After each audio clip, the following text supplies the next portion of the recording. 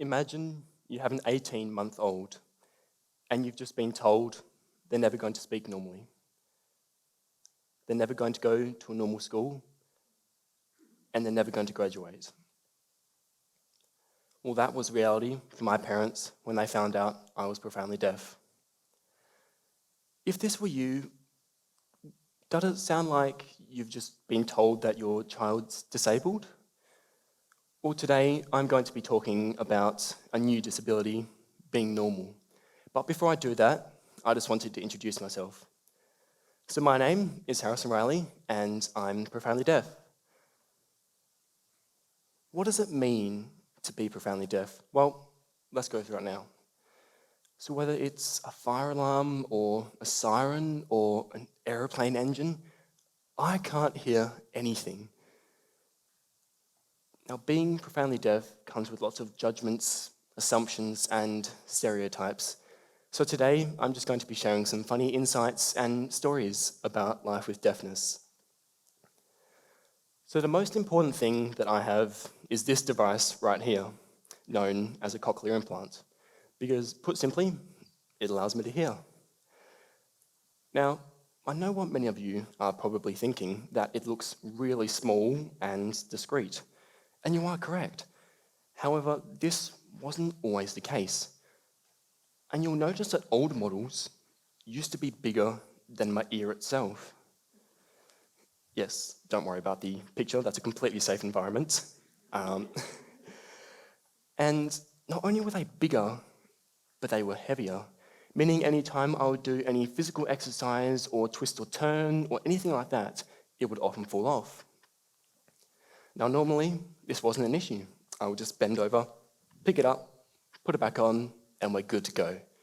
However, this did lead to one unfortunate incident in primary school, where I had to go to the bathroom, so I went, did my business as usual, and then as I finished and began to pull up my pants, my implant fell off. And I'm sure you can all probably guess where it fell. Right into the toilet. So I did the only thing I could do, which was go back to class, go up to my teacher, look her in the eyes and say, my implant's now at the bottom of the toilet, and now I can't hear anything for the rest of the day because I don't have a backup. I thought that was pretty funny. Something else that's really cool that I have is this device right here, if I can get it out, tight pants, is this device right here called an FM, or microphone. Now, like my cochlear implant, this wasn't always so small, and you'll notice it used to be quite big and bulky. I just want to clarify though, it wasn't that big.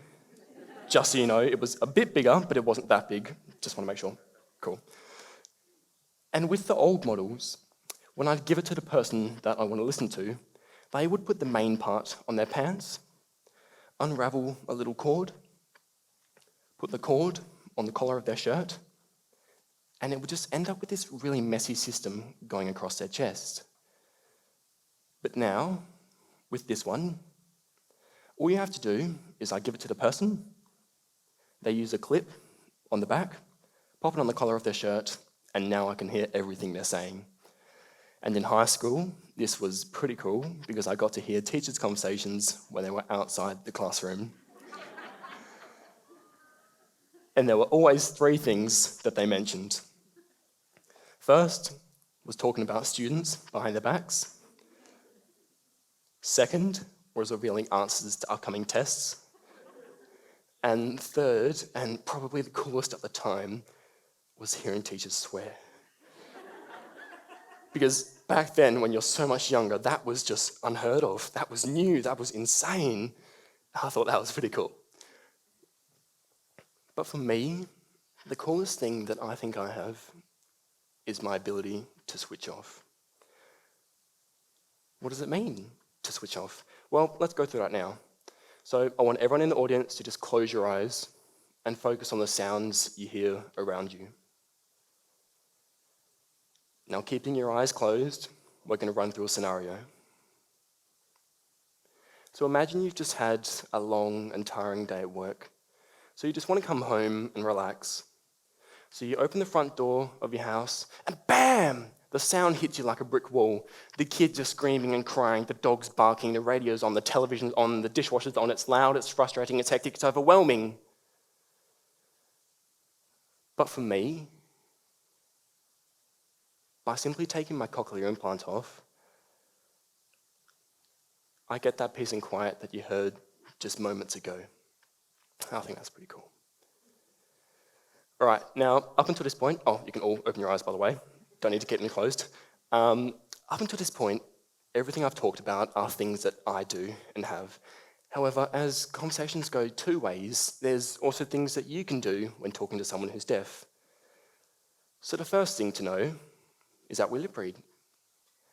Now, lip reading isn't done for the fun of it. Rather, it's to make up for our lost sense. So this means anytime I'm talking to someone, there's two ways I understand what's being said. First is through my cochlear implants, and second is through lip reading. So as soon as I lose one of these two methods, it becomes a lot harder to understand what's being said, and panic kicks in. So what can you do? Well, it's actually really simple, and I'm doing it right now, and that's facing the person you're talking to, being loud, and being clear. And now my second point that I want everyone to do is to just be understanding. Yes, I have a cochlear implant, and yes, I can hear almost normally, but all it takes is a slight amount of background noise, and it becomes so much harder to understand what's being said. This means I'll often find myself asking, sorry, could you repeat that? But in most cases, they won't. And this means I might miss out on some inside jokes, or a bit of friendly gossip, or some important information at work. And it's just not a nice feeling. So what can you do? Well, like lip reading, it's really, really simple. And it's just to repeat yourself. It may be once, it may be twice, it may even be 3 times, but I genuinely guarantee you that I'm trying my hardest to understand what's being said, and I just need your help to get me there. So what do I want you to take away from this talk? Well, there's 2 main things.